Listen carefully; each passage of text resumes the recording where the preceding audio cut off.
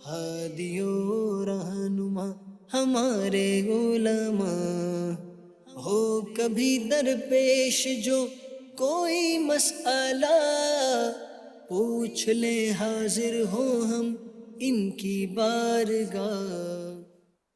الحمد للہ رب العالمین والصلاة والسلام علی خاتم النبیین اما بعد فاعوذ باللہ من الشیطان الرجیم بسم اللہ الرحمن الرحیم والصلاة والسلام علیک یا رسول اللہ وعلی آلک واصحابک یا حبیب اللہ الصلاة والسلام علیک یا نبی اللہ وعلی آلک واصحابک یا نور اللہ۔ مدنی چینل کے ناظرین، پروگرام دارالافتاء اہل سنت میں آپ کو خوش آمدید کہتے ہیں۔ اللہ رب العالمین ہم سب کو دین متین کے احکامات سیکھ کر سمجھ کر ان پر عمل پیرا ہونے کی توفیق عطا فرمائے۔ ہمارے پیارے نبی صلی اللہ علیہ وآلہ وسلم کا فرمان عظمت عالی شان، ان اول الناس بی یوم القیامہ اکثرہم علیہ صلاۃ، قیامت کے دن میرے سب سے زیادہ قریب وہ ہوگا جو مجھ پر کثرت سے درود پڑھتا ہوگا۔ آج کے ہمارے مہمان ہیں مفتی محمد جمیل عطاری، ان کو بھی خوش آمدید کہتے ہیں۔ جزاکم اللہ خیر۔ کیسے مزاج گرامی آپ کے؟ الحمدللہ علی کل حال۔ ماشاءاللہ۔ ان دنوں میں بطور خاص اگر ہم گفتگو کریں تو کئی ایسے سوالات ہیں جو حج کے حوالے سے، اور کئی ایسے سوالات ہیں جو قربانی سے تعلق رکھتے ہیں۔ لوگ پوچھنا چاہتے ہیں قربانی کے نصاب کے حوالے سے یا قربانی کے جانوروں کے حوالے سے، اور کئی اور بعض ایسے ہوتے ہیں جن کی بہت ایک پیچیدہ صورتحال ہوتی ہے۔ بعض کا سمجھ ہوتے ہیں قرض ہے، قرضہ ادا کریں یا قربانی کریں۔ بعض ایسے بھی ہوتے ہیں کہ جنہوں نے کہیں سے کچھ رقم لینی ہے، تو اب وہ ملے نہ ملے اور پاس بھی کچھ اماؤنٹ نہیں ہے کہ قربانی کی طرف جائیں، تو لوگ وہ یہ ساری صورتیں جاننا چاہتے ہوتے ہیں عموماً کہ ہمارے اوپر قربانی کا وجوب ہے یا قربانی کا وجوب نہیں۔ بہرحال آپ کو بھی کئی مسائل درپیش ہوں گے، تو آپ بھی فون کیجئے اور ان مسائل کو بھی آپ ضرور پوچھیے، رہنمائی بھی لیں۔ میں جمیل صاحب ابتدائی ایک سوال اسی سے ہی وہ جو ہے وہ منسلک کر کے عرض کروں گا کہ کچھ ایسے ہوتے ہیں کہ جن کی رقمیں کہیں اور پھنسی ہوئی ہیں، ان کی رقمیں ان کو مل نہیں رہی، اور ابھی پوزیشن ایسی ہے کہ وہ خود قربانی کے قابل نہیں ہے، کہ مطلب اتنا اماؤنٹ نہیں ان کے پاس، تو ایسے افراد پر بھی قربانی لازم ہوتی ہے، کیا کریں وہ؟ بسم اللہ الرحمن الرحیم۔ قربانی کے اور زکوٰۃ کے نصاب میں ایک بنیادی طور پہ جو فرق ہے، اگر اس فرق کو ہم سامنے رکھیں گے تو انشاءاللہ اس مسئلے کو سمجھنا آسان بھی ہو جائے گا۔ اب جیسے آپ کا سوال ہے کہ کسی کی رقم کسی کے پاس یعنی بطور قرضہ گئی ہوئی ہے اور وہاں سے اس کی رقم وصول نہیں ہو رہی، جی، اور وصول ہونے کے حوالے سے بھی ایسا لگتا ہے کہ یہ ایام قربانی گزر جائیں گے، اس سے پہلے تک وصول نہیں ہو سکتی۔ تو اب اس حوالے سے شرعی اصول اور ضابطہ یہ ہے کہ اس آدمی کو چاہیے کہ وہ اپنے اس مقروض کو کم از کم اتنی رقم کا مطالبہ کرے کہ جس سے بآسانی یہ اپنی قربانی کی ادائیگی کر سکے۔ یا تو قربانی کے لیے جیسے بکرا، بکری، دمبا، بھیڑ خرید لے، یا کسی بڑے جانور میں وہ حصہ لے سکتا ہے۔ ٹھیک، تو اتنی اماؤنٹ اگر اسے ظن غالب ہے کہ میں اس سے لوں گا اور وہ مجھے اتنی رقم ادا کر دے گا، تو اس پر واجب ہے اس مالدار غنی شخص پر کہ اب وہ اپنی اس رقم کا مطالبہ کرے تاکہ قربانی کی ادائیگی کر سکے۔ ٹھیک، اور اگر اس کے پاس حاجت اصلیہ سے زائد صرف یہی رقم تھی، مثال کے طور پہ 2 لاکھ روپے اس نے کسی کو قرض دیا ہوا ہے اور وہ 2 لاکھ روپے اس کو مل نہیں رہے، ان 2 لاکھ کے علاوہ اس کے پاس کوئی حاجت اصلیہ ضروریات زندگی سے زائد کوئی بھی مال نہیں ہے، اور اس دوران قربانی آنے سے پہلے وہ رقم کا مطالبہ بھی کر رہا ہے، لیکن اس کے مطالبے پر بھی وہ جو مقروض ہے وہ بھی اس قدر کمزور پوزیشن میں ہے کہ وہ بھی ادا کرنے کے قابل نہیں ہے، تو اسے معلوم ہے کہ اب میں اس سے مطالبہ کر رہا ہوں اور اس کی طرف سے بھی کوئی ریسپانس ایسا نہیں آ رہا کہ میں قربانی ادا کر سکوں، اور اپنے پاس بھی حاجت اصلیہ سے زائد کوئی بھی مال نہ روپے پیسے کی شکل میں، نہ پرائز بونڈ کی شکل میں، نہ سونے، نہ چاندی، نہ مال تجارت، یعنی ایسی کوئی بھی مال جو حاجت اصلیہ میں ان اموال کے علاوہ بھی کوئی غیر ضروری اموال ایسے نہیں ہیں کہ جن کو بیچ کر یہ کر سکے۔ قربانی ادا کر سکے۔ تو اب شرعی اعتبار سے شریعت مطہرہ نے اس پر قربانی کو واجب نہیں فرمایا۔ ٹھیک۔ اچھا، اب ایام قربانی کے دوران اگر رقم اس کو مل جاتی ہے یا اس کے اپنے پاس حاجت اصلیہ سے زائد اتنا مال و اسباب آ جاتا ہے کہ جس میں یہ بآسانی قربانی کر سکتا ہے، تو پھر اس صورت میں اس شخص پر جس کی 2 لاکھ روپے کی رقم بطور قرضہ کسی کے پاس گئی ہوئی ہے اور وہاں سے نہیں آ رہی، قربانی واجب ہوگی۔ لیکن اگر اتنا کوئی مال ایام قربانی میں بھی نہیں آتا اور ایام قربانی گزر جاتے ہیں، تو اب اس کے اوپر نہ ایام قربانی میں قربانی واجب ہوئی اور نہ ہی ایام قربانی گزرنے کے بعد اس کے اوپر قضا لازم ہوگی۔ تو یہ مسائل فتاوی بزازیہ، فتاوی عالمگیری، شامی اور دیگر کتب فقہ فتاوی کے اندر مسائل موجود ہیں۔ تو لب لباب یہ نکلا اس طرح کے کسی فرد کہ جس نے اپنا مال کسی کو بطور قرضہ دیا ہوا ہے یا کاروبار میں رقم لگائی ہوئی ہے اور وہ آدمی یا پارٹنر یا مضارب اس کی طرف سے اس تک مال پہنچ ہی نہیں پائے گا، ایام قربانی گزر جائیں گے، مال پہنچ نہیں پائے گا، اور وہی مال اس کے پاس ایسا تھا کہ جس کی وجہ سے اس کے اوپر قربانی واجب ہو رہی تھی، ان کے اس مال کے علاوہ اور کوئی مال اس کے پاس موجود نہیں ہے، تو اس پر قربانی واجب نہیں ہوگی۔ لیکن اس کو کوشش یہ کرنی چاہیے کہ چونکہ اس کے پاس جو مال ہے جس کی وجہ سے اس پر قربانی واجب ہونی تھی، اس مال میں سے اتنے مال کا یہ تقاضا ضرور کرے کہ جس کے ذریعے قربانی کا واجب ادا کر سکے۔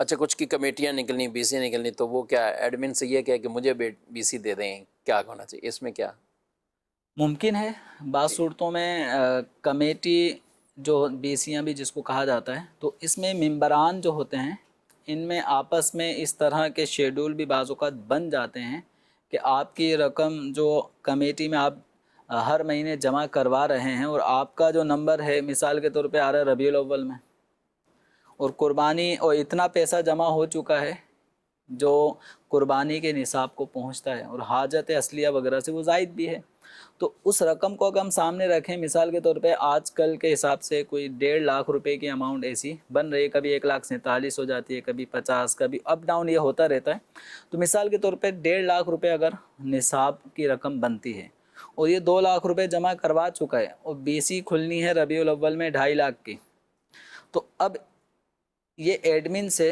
جو بی سی چلانے والے افراد ہوتے ہیں، مینیجر جس کو آپ کہہ لیں، تو ان سے ریکویسٹ کریں کہ بھائی مجھ پر قربانی واجب ہو رہی ہے اور اس رقم جو میں نے کمیٹی کی صورت میں جمع کرواتا رہا ہوں، اس کے علاوہ میرے پاس کوئی سبب نہیں ہے کہ جس کے ذریعے سے میں کوئی ضرورت سے زائد مال ہو کہ جس کو میں بیچ کے قربانی کر سکوں، ایسی بھی پوزیشن نہیں ہے، تو آپ کم سے کم ابھی مثال کے طور پہ ذی الحجہ میں اگر کسی کی کمیٹی ہے تو آپ ریکویسٹ کر کے ریپلیس کر دیں صحیح کہ ذی الحجہ میں مجھے بی سی دے دیں اور میرا جو ربیع الاول کا نمبر ہے وہ ذی الحجہ والے بھائی کو دے دیں، تو یہ بھی ایک صورت ممکن ہے۔ اور عام طور اور پہ اگر اپنا ہی یا ویسی پرچی سسٹم ہے تو وہ ایک الگ بات ہے، پھر یعنی اتنے جمع ہو چکے ہیں تو پھر یہ تگ و دو کرے، بالکل تگ و دو کرنی ہو۔ اچھا، ایک وہ فرد ہوتا ہے کہ جس پر قرضہ ہے، رقم بھی ہے اس کے پاس، قرضہ اس کے پاس کافی ہے، اس پر اتنا قرضہ ہے، لیکن ایسا نہیں کہ اس کا کوئی خود گزارا نہیں ہو رہا یا خود وہ کھا پی نہیں رہا، اپنے پاس بھی ٹھیک ہے، تو ایسا شخص اگر قربانی کرنا چاہے تو لوگ بعض اوقات اس کو کہہ رہے ہوتے ہیں قرضہ تو دیا نہیں ہے، قربانی ادا کر رہے، تو یہ قربانی کرنا بھی اسے منع ہوتا ہے یا قربانی کر سکتا ہے؟ دیکھیں، اس میں کئی لوگوں کی مختلف صورتیں ہو سکتی ہیں۔ مثال کے طور پہ ایک آدمی ہے 10 لاکھ روپے کسی سے قرضہ لیا ہوا ہے اور اس کے اپنی حاجت اصلیہ ضروریات زندگی سے زائد اس کے پاس کوئی 15-20 لاکھ روپے کی مالیت موجود ہے، تو اب 10 لاکھ کا یہ مقروض تو اپنی جگہ، لیکن اس کے پاس حاجت اصلیہ اور قرض وغیرہ کو اگر ہم ادا کرنے کے بعد بھی دیکھیں تو اتنی مالیت بچتی ہے جو 15-20 لاکھ روپے تک پہنچ رہی ہے، یعنی بآسانی قرض ادا کرنا اس کے لیے مشکل نہیں ہے، لیکن اس کے اوپر قربانی جب واجب ہے تو اس کو قربانی ادا کرنی ہوگی، اگرچہ برائے نام یہ مقروض بھی ہے، ٹھیک ہے، صحیح ہے، تو اس کے اوپر قربانی واجب ہوگی۔ اب اس کو چاہیے قربانی واجب کی ادائیگی کے ساتھ ساتھ قرض ایک ایسی چیز ہے کہ جس کو آدمی اپنے ساتھ ایسا لازم نہ کر لے کہ جب تک جہاں جائے مقروض حالت میں ہی رہے. آج مکروہ. حج کر رہا ہے تب بھی مقروض حالت میں، زکاتیں بھی نکال رہا ہے تب بھی مقروض حالت میں. یعنی قرض سے جس قدر بآسانی چھٹکارا حاصل ہو سکتا ہو چھٹکارا کر لینا چاہیے کہ نبی کریم رؤوف الرحیم صلی اللہ تعالیٰ علیہ وآلہ وسلم نے مقروض حالت میں مرنے والے شہید کو بھی ہائے ہائے. اس کو بھی جو آخرت میں جو فضائل مراتب مناسب ملنے والے ہوں گے اس کے قرض کی وجہ سے اس کو روکا ہوا جائے گا. اللہ. وہ بھی اپنے قرض کی ادائیگی میں مرہون ہوگا، روک دیا جائے گا جب تک کہ قرض کی ادائیگی کی صورت نہ بن جائے. کتنی بڑی اہمیت لوگوں کے مال کی حفاظت کی بھی یہ بیان فرما دیا. اور وہ لوگ جو بے باک ہو جاتے ہیں، نڈر ہو جاتے ہیں، بعض اوقات تو ایک دو کے ساتھ کیا، ان کے پیسے لیے قرضیں کتنی بار مانگے گا، کتنی بار لڑے گا. اچھا قرض دینے والے ہوتے ہیں عموماً شریف آدمی، کیونکہ تیز آدمی سے قرض لینا بھی مشکل کام ہے. اس کو پتہ ہوتا ہے کہ یہ دے گا نہیں، اس لیے اس کو میں دوں گا نہیں. تو اب ایسے شخص سے لے لیا، کسی طرح بھی لے لیا، پھر جب ادائیگی کا وقت آیا تو وہ پتہ ہے کہ یہ اتنا کچھ کر بھی نہیں پائے گا. تیز ترار آدمی تو نہ قرضہ کسی کو دے گا، نہ اس طرح کے کوئی معاملات ہیں. اور عام بزنس مین کسی کو کاروبار کر رہے ہوں، چل رہے ہوں، تو کوئی تھوڑی کسی کو آج 10 لاکھ اٹھا کے اس کو دے دیں، ہاں بھی قرضہ ہے تو بطور قرض. وہ مانگتے بھی نہیں، ان میں ہے بھی نہیں ہے. یہ لیں گے بھی اس سے کہ جو بزنس سے تھوڑا ہٹ کر ہو، کوئی جاب کر رہا ہے اس نے کچھ اپنے پاس سیونگ کی ہے، کچھ اور ہے، اسی سے ہی یہ اماؤنٹ اٹھائیں گے. بزنس میں بھی چلتے رہتے قرضیں، لیکن اس طرح کے معاملات بھی وہ ہوتے ہیں. قرض سے اپنے آپ کو بچانا چاہیے جس قدر ممکن ہو. اور نبی پاک صلی اللہ علیہ وسلم نے امت کی تعلیم کے لیے اس سے پناہ بھی مانگی. یعنی قرض سے آپ نے مرض سے بھی پناہ مانگی، قرض سے بھی پناہ مانگی. اور حتی الامکان تو اس سے بالکل اپنے آپ کو بچانا چاہیے. اگر ذمہ لازم ہے تو اس کی تگ و دو کریں، کوشش کریں اور اس کی ادائیگی کی طرف جائیں. جلد سے جلد قرضے اتر آئیں. رسول اللہ صلی اللہ علیہ وآلہ وسلم نے تو ایک شخص کا جنازہ پڑھانے سے انکار فرما دیا تھا. کیوں؟ کہ چند درہم اس پر قرضہ تھا. فرمایا نہیں آپ تم پڑھو. یعنی ایسا نہیں کہ اس کا منع کر دیا تھا کوئی بھی نہ پڑھے، فرمایا میں نہیں پڑھتا، تم اس کا پڑھو نماز جنازہ. پھر حضرت علی رضی اللہ تعالیٰ عنہ نے اس کا قرضہ اپنے ذمے لیا. پھر آپ صلی اللہ علیہ وسلم نے وہ نماز جنازہ ادا فرمائی اور اس کی امامت کی. یہ بھی سمجھانے کے لیے تھا. جب چند درہم پر آپ صلی اللہ علیہ وسلم نے یہ فرما دیا تو جہاں تو لاکھوں لاکھ روپے لوگوں کے، اور ایسے ہڑپ کر لیں کہ کوئی کسی طرح کا کہتے ہیں نا کہ ایسے ہضم کیے کہ ڈکار بھی نہ آئے، خبر بھی نہ لگنے دیں، مانگ بھی رہے ہوں تو بھی ان کو نہ دیں. یہ بالکل کیفیت نہیں ہونی چاہیے. اور اپنے آپ کو دنیا کے اندر اس سے سب کو دوش کر لیں تاکہ آخرت کے ان معاملات سے بچ سکیں. اور جن کو تکلیف دی ان سے معافی بھی مانگ لیں، ان سے معافی بھی مانگ لیں. ہاں بعض صورتیں ایسی ہوتی ہیں کہ قرض خواہوں کو لازم ہو جاتا ہے کہ قرض داروں کو مہلت دے، یہ بھی بالکل ہے. لیکن جو ہم گفتگو کر رہے ہیں کہ جہاں اپنے سارے معاملات چل رہے ہیں، سب کچھ کر رہے ہیں، قرضہ واپسی نہیں کر رہا. اور لوگ اسی وجہ سے جمیل صاحب باتیں بھی کرتے ہیں. بعض تو یہ بھی کہتے ہیں کہ یار تم عمرہ کر کے آ گئے، تم بچوں کو عمرے پہ لے کے چلے گئے، اب سب کچھ تم یہ کر رہے ہو، رمضان تمہارا عمرے میں گزر رہا ہے، اس میں یہ ہیں، اچھا ابھی کہاں ہے، ابھی فلاں. یعنی وہ چیزیں کہ جن کو عام طور پہ شریعت نے کوئی فرض و واجب نہیں قرار دی ہوئی اور اس پر اچھا خاصا پیسہ خرچ ہوتا ہو، وہ سارے کام چل رہے ہیں. نہیں چل رہا تو اس کا قرضہ نہیں غریب کو بیچارے کا دیا جا رہا ہوتا. اچھا ایک گاڑی چینج کر رہا ہو یا مکان چینج کر رہا ہو تو بھی ایسے لوگ پھر وہ تیش میں آتے ہیں کہ یار ہمارے پیسے نہیں دے رہے، تمہارے سارے کام ہوتے جا رہے ہیں، تم اپنے سارے کام کرتے جا رہے ہو. تو یہ ایسوں کے لیے یہ بطور خاص یہ باتیں عرض کی ہیں. اللہ پاک عمل کی توفیق دے اور سب مسلمانوں پر اپنا خاص کرم فرمائے. جو پریشان حال ہیں اس لیے کہ ان کے قرضے نہیں اتر رہے، اللہ ان کے لیے اسباب پیدا فرمائے. اور جو اس لیے پریشان ہیں کہ لوگ ان کی رقمیں ضبط کر کے بیٹھے ہیں، ان کے لیے بھی ایسے اسباب پیدا فرمائے، آسانی فرمائے کہ ہر صاحب حق کا حق اسے واپس مل جائے. بڑھتے ہیں آپ کے سوالات کی طرف، دیکھتے ہیں ہمارے ناظرین کیا پوچھنا چاہتے ہیں. میرا نام محمد عادل اتاری ہے. مفتی صاحب کی بارگاہ میں سوال یہ ہے کہ اگر کسی نے قربانی کے لیے جانور خریدا اور قربانی سے پہلے ہی وہ جانور مر گیا تو اب کیا اس پر نیا جانور خرید کر قربانی کرنا لازم ہے یا اس کی قربانی ہو گئی؟ قربانی سے پہلے ہی جانور مر گیا، اسی طرح جانور کبھی چھن گیا، جانور ہی چلا گیا، اور ایسی تو ویڈیوز بھی دیکھ رہے ہیں، چھین کے بھی لے گئے، کچھ نہ کچھ ایسے بھی واقعات ہو جاتے ہیں، تو کیا کہیں گے؟ اب اس میں ایک صورت تو یہ ہے کہ ایک آدمی جو مالک نصاب تھا، ٹھیک ہے، مثال کے طور پہ 1.5 لاکھ روپے حاجت اصلیہ سے زائد اس کے پاس تھے، اور اس 1.5 لاکھ روپے کی رقم کے علاوہ اس کے پاس کچھ بھی اضافی چیز نہیں تھی۔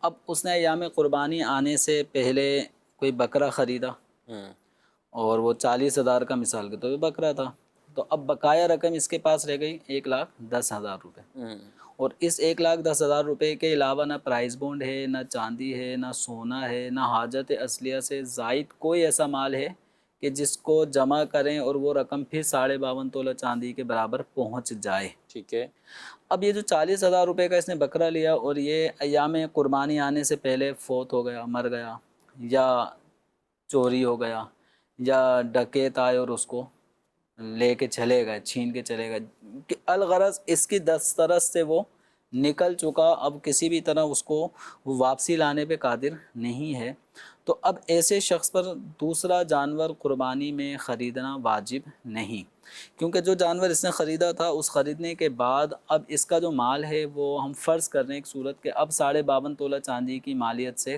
کم ہو چکا ہے، تو اب ایام قربانی میں اگر اس کی یہی پوزیشن رہے گی تو اس پہ قربانی واجب نہیں۔ البتہ اس کے علاوہ دوسری مثال یہ فرض کر لیں کہ ایک آدمی ہے جو لکھ پتی ہے ٹھیک، اور اچھا خاصا بینک بیلنس اس کے پاس ہے، اب اس کا کوئی بکرا ایام قربانی سے پہلے مر جاتا ہے جو قربانی کی نیت سے اس نے خریدا تھا، یا چوری ہو جاتا ہے، تو اب اس بکرے کے جانے کے بعد بھی اس کے مالک نصاب ہونے میں کوئی فرق نہیں پڑا، ٹھیک ہے، تو اب اس شخص کے اوپر ایام قربانی میں قربانی واجب ہوگی۔ اب اس واجب کی ادائیگی کے لیے عام طور پہ یہ ہوتا ہے کہ چند دن پہلے ہی مناسب ریٹ پر کوئی جانور قربانی کے لائق خرید لیا جاتا ہے، تو اس کے اوپر قربانی واجب ہوگی۔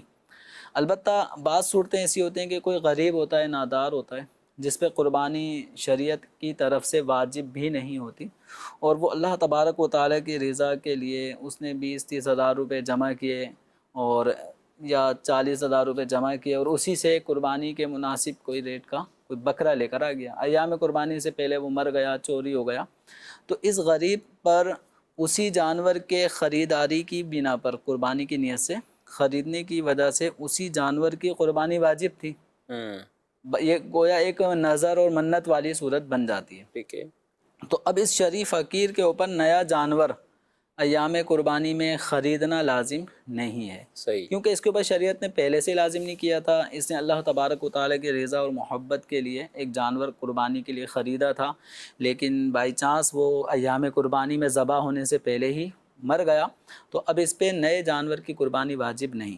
جو مالدار اور غنی ہیں ان کی دو صورتیں ہو گئیں، کہ ایک وہ مالدار اور غنی کہ جس نے اپنے نصاب کو سامنے رکھتے ہوئے ایک جانور خریدا اور خریدنے کے بعد اب وہ صاحب نصاب نہیں رہا، صحیح، اب جانور ایام قربانی سے پہلے مر گیا، گم ہو گیا، اس پر پھر نئے جانور کو خریدنا قربانی کے لیے لازم نہیں، اور وہ صاحب نصاب کے جس کا بینک بیلنس قربانی کا جانور خریدنے کے بعد بھی نصاب، کئی نصابیں اس کے پاس موجود ہیں، یا جانور قربانی کا خریدنے کے بعد بھی نصاب کے برابر مال موجود ہے، اور یہ قربانی کا خریدا ہوا جانور مر گیا، گم ہو گیا، تو اس کے اوپر پھر قربانی کا جانور خریدنا یا کسی بڑے جانور میں ایک حصہ قربانی کے لیے خریدنا لینا ضروری ہوگا، ضروری، یعنی اپنی یہ قربانی ادا کریں۔ بالکل اپنے واجب اچھا، ادا پہلا جو گم ہوا یا مر گیا کچھ بھی، وہ اس نے 3 لاکھ کا جانور لایا، یہ اس نے 3 لاکھ کا لیا تھا، اب جو نیا لے کر آئے گا وہ بھی 3 لاکھ یا کوئی بھی اللہ تعالیٰ نے دیا کم تو پیسوں 4 سے؟ لاکھ کا بھی لے سکتا ہے، صحیح ہے، ٹھیک ہے، یعنی ضروری نہیں ہے کہ جو 3 لاکھ کا خریدا تھا تو اب آئندہ دوسرا جو جانور اس کی جگہ ریپلیس لانا ہے اس کی جگہ، اب وہ بھی 3 لاکھ کا ہی ہو، ضروری نہیں ہے، وہ 1.5 لاکھ کا بھی لا سکتا ہے بڑا جانور، کیونکہ مثال یہاں جانور مر گیا، اس نے کوئی انتفاع فائدہ نہیں اٹھایا، اس سے نفع نہیں اٹھایا کوئی الگ سے، اس لیے یہ کم کا بھی لے یا جتنے حصے تھے وہ یہ چونکہ جانور کو بدل نہیں رہا نا، وہ اور صورتیں وہ صورتیں الگ ہیں کہ میں ایک جانور لے کر آیا جیسے بکرا 2-3 لاکھ روپے کے، اب اس سے زیادہ ریٹ کے بکرے مثال ہم کے طور کل پہ ہی اب منڈی میں گئے ہیں حضرت، تو 10 لاکھ کا بھی بکا ہے ماشاء بکرا. یعنی ایسے بھی ہیں بکرے، ظاہر ہے اللہ ان کی خوبصورتی بھی ہوتی ہے، پھر ظاہر ہے بکرے کی کھلائی پلائی بھی ہے، اس کی جسامت بھی ہے، اور یونیک ہیں تو اس طرح کے کے ریٹ یونیک والے بھی بہت مہنگے ہوتے ہیں، یہ بھی ہے. اب اگر مثال کے طور پہ کسی نے 3 لاکھ روپے کا بکرا خریدا ہے اور اس خریدنے کے بعد اب اس کا دل چاہتا ہے کہ میں اس کو بدل کے دوسرا والا بکرا لے لوں، تو قربانی کی نیت سے جو جانور خرید لیا جاتا ہے اب اس جانور کو بدلنے کی اجازت نہیں ہے، یعنی نہ تو اس سے کم ریٹ کا جانور لیا جا سکتا ہے، نہ ہی سیم ویسا ہی جانور خرید کر آپ بدلنے کی کوئی گنجائش ہے کہ مثلا آپ کو یہ کلر پسند نہیں آ رہا، اب دوسرا کلر ہے سیم ویسا ہی جانور ہے تو اتنی ہی مالیت کا، تو یوں بدلنے کی اجازت نہیں ہے. ٹھیک ہے. ہاں ایسا ہو سکتا ہے کہ آپ اس سے بہتر جانور کی طرف جانا چاہتے ہیں تو پھر گنجائش ہے، لیکن اس طرح جو بھی کریں تو پہلے شرعی رہنمائی لے لیں، کیونکہ آپ جس کو بہتر سمجھ رہے ہوں وہ ضروری بہتر نہیں ہے. ہے کہ وہ بہتر ہو. صحیح ہے. تو ان چیزوں کے لیے اہل سنت کے جو مفتیان کرام ان سے رجوع کریں، رجوع کریں. اپنے دارالتعلیم طور پہ سنت کے عقل کے گھوڑے نہ دوڑائیں. شریف فقیر ہوگا تو وہ تو بدلے گا ہی نہیں نا کسی صورت اس کے لیے تو بدلنا جائز ہی نہیں ہے، نا. وہ چاہے بھلے کہے کہ میں اچھا لانا چاہوں گا، وہ وہی کرے. بالفرض 50,000 کا اس نے بکرا خریدا شریف فقیر نے، اب کوئی کہتا ہے کہ 10 لاکھ روپے میں آپ یہ بکرا مجھے فروخت کر دیں، تو یہ 10 لاکھ روپے میں بھی فروخت نہیں کر سکتا. اس کے لیے اسی جانور کی قربانی واجب ہو چکی ہے جو اس نے قربانی کی نیت سے خریدا ہے. یہ شریف فقیر کا ایک الگ سے مسئلہ ہے. ٹھیک ہے. مزید سوال. مفتی صاحب سے میرا سوال یہ ہے، جانور قربانی کا گم جائے اور دوسرا جانور خرید لیا، اب عید سے پہلے جانور مل جائے تو کیا پہلے جانور کی قربانی کرنی ہوگی یا نئے کی کرنی ہوگی، یا دونوں جانوروں کو اللہ کی راہ میں قربان کرنا ہوگا؟ اس کے بارے میں شرعی رہنمائی فرما دیجیے. عید کے دنوں میں مل بھی کیا قربانی سے، کیا بات ہے، بڑا خوش نصیب آدمی ہے، اور خوش نصیب علاقے والے ہیں کہ جہاں کوئی چیز گم ہو تو پھر مل بھی جاتی ہے. جمیل صاحب بالکل، یعنی میں خود تعجب کر رہا تھا کہ یہ قربانی کا جانور مل گیا. کتابوں میں تو مسئلے لکھے ہیں مسئلے کتابوں میں ہیں، لیکن ریئل کتابوں ایسا کے ہو حد بھی تک رہا ہو تو کہ گم بھی ہو اور مل بھی جائے، اور یہ نیا جانور بھی خرید چکا یا تو جو چھین کے لے کے جا رہا ہے تو وہ تو کہاں اس نے واپسی اس نے کرنا ہے. بہرحال مسئلہ تو اپنی جگہ، جو کتابوں میں دونوں اعتبار سے شریف فقیر ہو یا غیر شریف فقیر، غنی فرد کے لیے، غنی پہ ہم بات کرتے ہیں، چلیں غنی شخص کا اب یعنی مالدار تھا، صاحب نصاب تھا، جانور مل گیا تو اب یہ کیا کریں؟ پہلے کی کرے، دوسرے کی کرے، دونوں کی کرے؟ اس کو اختیار ہے، یعنی اس پر ایک جانور کی قربانی واجب ہے. اب یہ چاہے پہلا جو گم شدہ وہ خوش قسمتی سے مل گیا تو چاہے تو اس کی کرے، ٹھیک ہے. جو بعد میں خریدا چاہے اس کی کریں، دونوں میں سے ایک جانور کی قربانی اس کے اوپر واجب ہو. اب یہ دوسرے کو بھلے قربان نہ کرے یا کسی اور کو نفلی قربانی میں چاہے تو وہ کر سکتا ہے، یعنی واجب کی ادائیگی کے لیے پہلا یا دوسرا کوئی سا بھی جانور یہ واجب کی ادائیگی کے لیے قربان کر سکتا ہے، اس کی قربانی ادا ہو جائے گی. جو غریب اور نادار شخص ہے اس نے اگر ایسا خریدا کہ کوئی قربانی کے لیے جانور خریدا گم ہو گیا، پھر اس نے بھی جمع پونجی جتنا تھا اس کے ساتھ پھر دوسرا جانور لے کر آ گیا، پھر وہ پچھلا والا بھی مل گیا.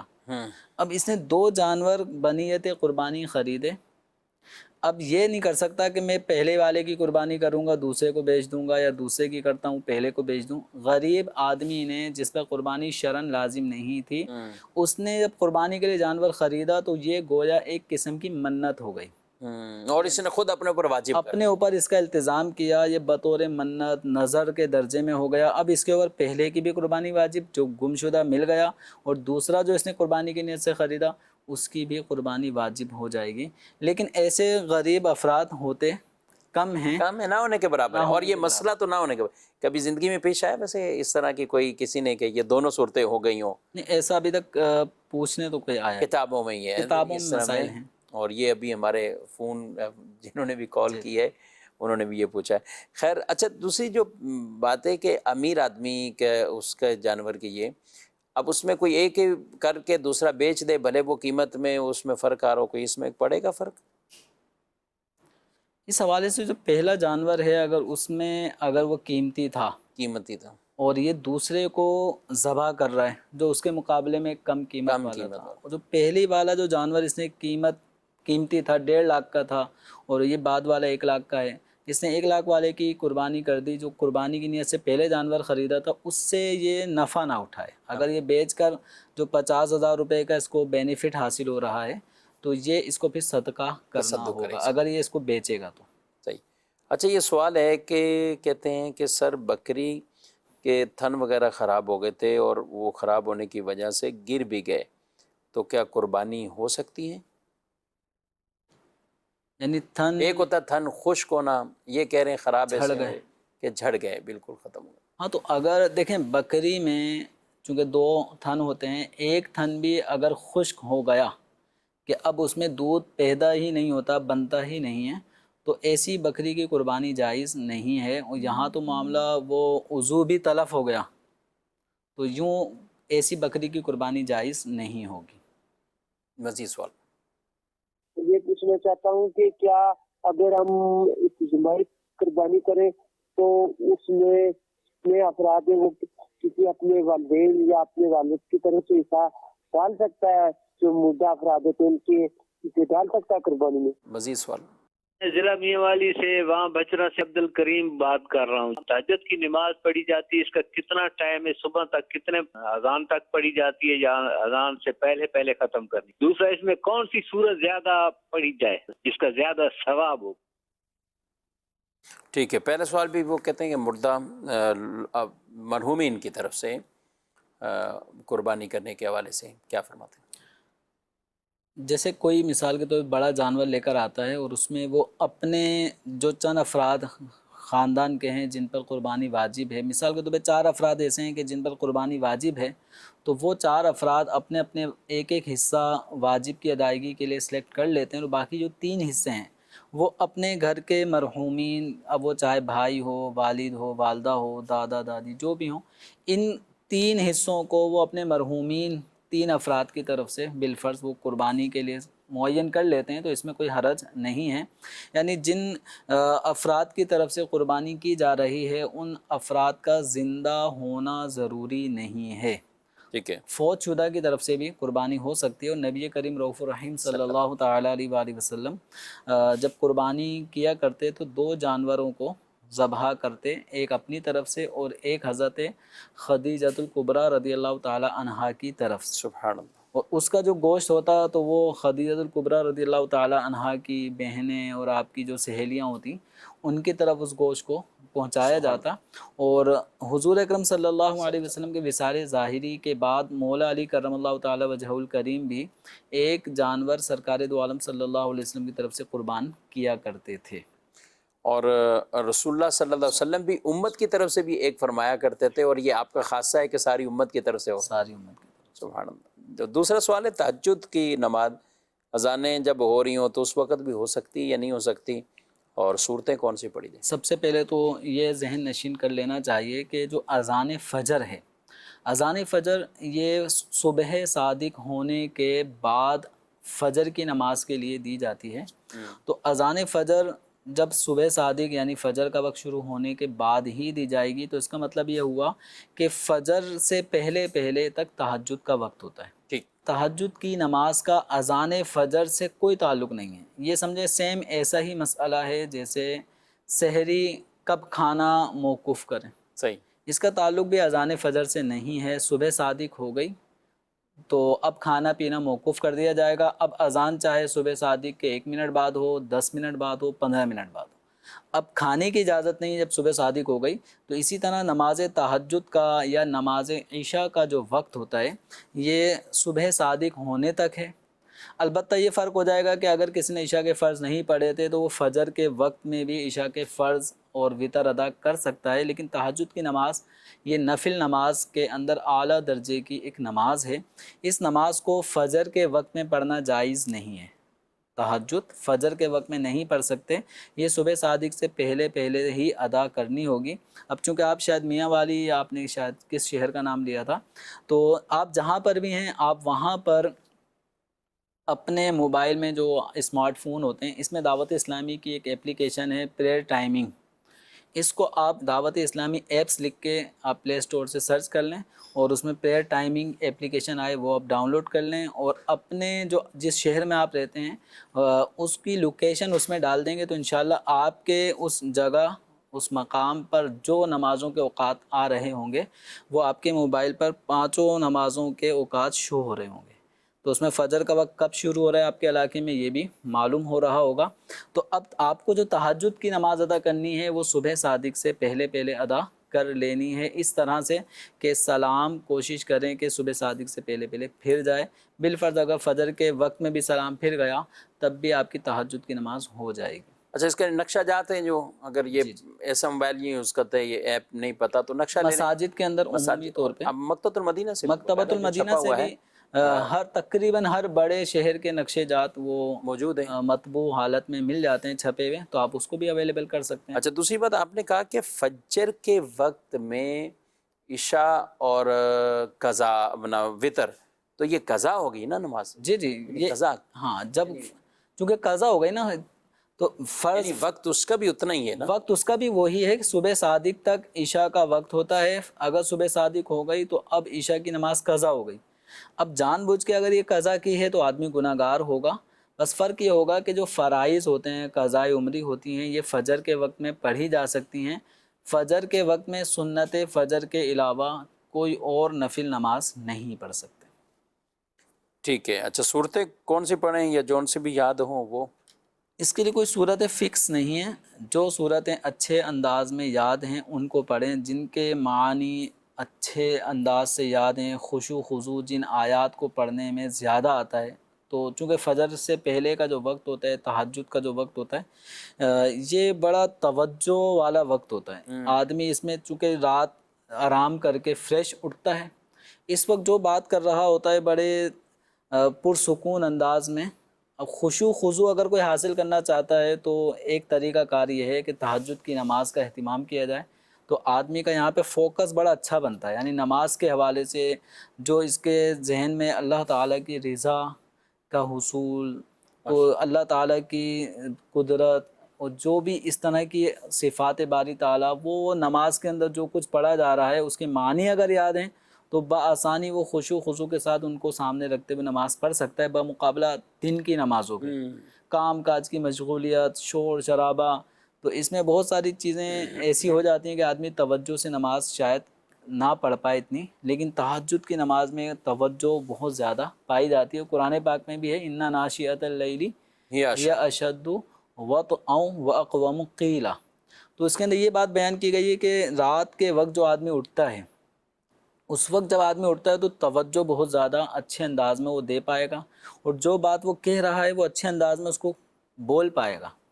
تو یعنی قرات کرنے میں بھی وہی پرسکون، شور شرابہ بھی نہیں ہے، توجہ بھی برقرار۔ اس لیے رات کے نوافل زیادہ فضیلت والے ہیں۔ رات کی باتوں کو قرآن پاک میں کئی جگہوں پہ یہ بیان فرمایا، تتجافی جنوبہم عن المضاجع، اور والذین یبیتون لربہم سجدا وقیاما، تو رات کی باتوں کو ذکر کیا گیا۔ رات میں یہ ہوتی ہے کہ ایک یکسوئی بھی ہوتی ہے، کوئی کام کاج بھی یاد نہیں آنا، تہجد کے ٹائم کیا لینے جائے گا، کسی نے آنا بھی نہیں ہے، کسی نے آنا بھی نہیں ہے، تو یعنی ایک ایسا خاص وقت ہے کہ جس میں آدمی گویا کہ اللہ سے اپنی ایسی لو لگاتا ہے، اللہ کی بارگاہ میں عرضیاں پیش کرتا ہے، اور کرنا بھی چاہیے۔ ناظرین کرام، بڑے دکھ درد تکلیفیں بعض اوقات سارے معاشرے کو بتائیں گے، نہیں عرض کرتے تو رب کی بارگاہ میں نہیں کرتے، اللہ کی بارگاہ میں پیش ہو جائیں، رب کی بارگاہ میں عرضیاں پیش کریں، اور ایسے وقت میں کریں کہ یکسوئی کے ساتھ وَأُفَوِّضُ أَمْرِي إِلَى اللَّهِ إِنَّ اللَّهَ بَصِيرٌ بِالْعِبَادِ۔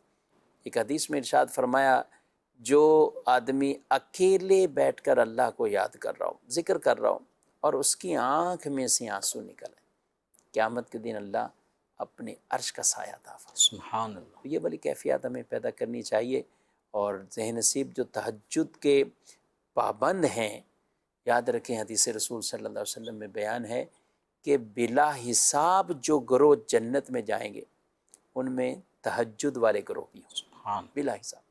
اور آقا صلی اللہ علیہ وسلم نے خود ہی سے بیان فرما دیا وہم قلیل، ہوں گے تھوڑے، کثرت ان کی نہیں ہوگی. خوش نصیب ہیں جنہیں اللہ پاک یہ سعادت اور توفیق بخشیں. کوشش کرنی چاہیے عشاء کی نماز اپنے اہتمام سے پڑھیں. عشاء کی نماز پڑھ کر جو سوتا ہے، کچھ آرام کرتا ہے، یعنی نیند لیتا ہے، اور پھر اس کے بعد جب جاگتا ہے تو وہ تہجد کا وقت ہے. چاہے 12 بجے پڑھ لے، چاہے 1 بجے پڑھ لے، چاہے صبح 3 بجے آپ پڑھ لیجئے، جہاں طلوع فجر سے پہلے جو بھی اوقات ہیں.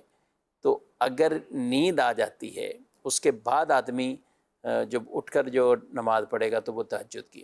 عشاء رات کو پڑھ کر پھر سونا، یعنی سونے سے قبل عشاء کی نماز یہ ہونا یہ ضروری ہے، اور پھر ہی وہ تہجد ہوگی. اگر بالفرض عشاء ہی نہیں پڑھی آپ نے، یا آپ سو گئے تھے، یا آپ اپنی جاب پر تھے، کہیں بھی تھے، اور اب آپ آئیں 2 بجے 2:30 بجے 3 بجے وقت ایسا ہے، تو یہ صلاۃ اللیل شمار ہوگی. اگر آپ اس وقت عشاء بھی پڑھ رہے ہیں، وطر بھی پڑھ رہے ہیں، سنت بھی پڑھ رہے ہیں، کچھ نوافل ادا کر لیتے ہیں تو صلاۃ اللیل میں شمار ہوں گے. صلاۃ اللیل بھی بڑی فضیلت والی نماز ہے. بہرحال جو تہجد ہے اس کے لیے عشاء پڑھ کر سونا یہ شرط ہے، اگرچہ تھوڑی دیر سوئے اور پھر اس کے بعد جو پڑھے گا تو وہ تہجد کی انشاءاللہ فضیلت مل جائے گی. اللہ پاک ہم سب کو ان باتوں پر عمل پیرا ہونے کی توفیق دے. ناظرین کرام، پروگرام ہمارا وقت جو ہے وہ بڑا لمیٹڈ وقت ہے اور اپنے اختتام کو پہنچا ہے. آپ سے اجازت چاہتے ہیں. فی امان اللہ. ہادی و رہنما ہمارے علماء، ہو کبھی درپیش جو کوئی مسئلہ، پوچھ لیں حاضر ہو ہم ان کی بارگاہ.